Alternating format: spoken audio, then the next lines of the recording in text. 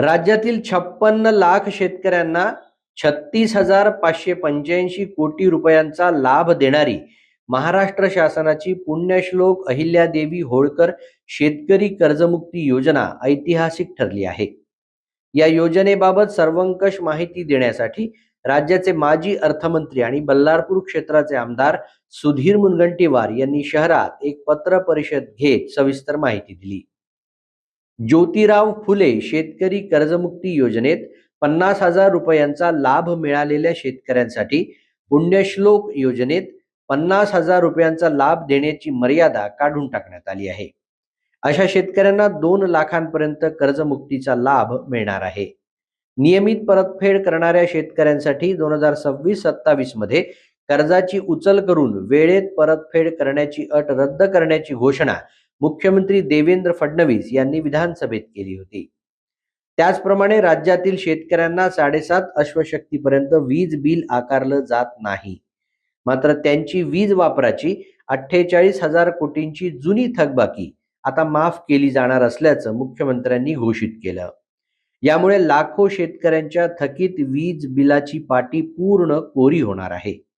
याबाबत आमदार सुधीर मुनगंटीवार यांनी राज्यातील सर्व शेतकऱ्यांच्या वतीनं मुख्यमंत्र्यांचे आभार मानले आहेत. राष्ट्रीयकृत व्यापारी, खाजगी आणि जिल्हा मध्यवर्ती सहकारी बँकांकडील माहितीच्या आधारे तयार करण्यात आलेल्या पुण्यश्लोक अहिल्यादेवी होळकर शेतकरी कर्जमुक्ती योजनेअंतर्गत शेतकऱ्यांना हा लाभ मिळणार आहे. पूर्वीच्या योजनेत 2 लाख रुपयांपेक्षा जास्त थकबाकी असलेल्या शेतकऱ्यांना हा लाभ मिळत नव्हता. मात्र नव्या योजनेत 2 लाख रुपयांपेक्षा अधिक थकबाकी असली तरी 2 लाख रुपयांपर्यंतची कर्जमाफी दिली जाणार आहे.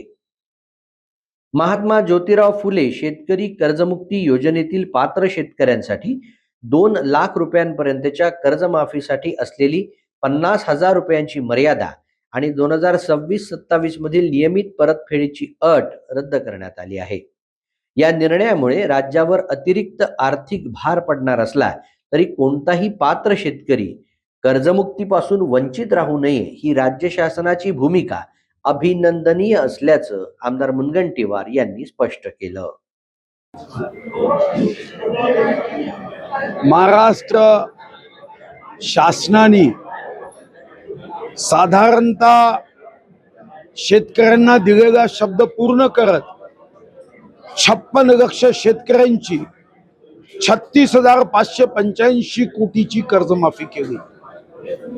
यासोबतच 7.5 हॉर्स पॉवर पर्यंत वीज बिल मोफत आहेच, पण 2024च्या अगोदर जी शेतकऱ्यांच्या खात्यामध्ये थकबाकी आहे अशी 48,000 कोटीची वीज बिलाची माफी सरकारने दिलेली आहे.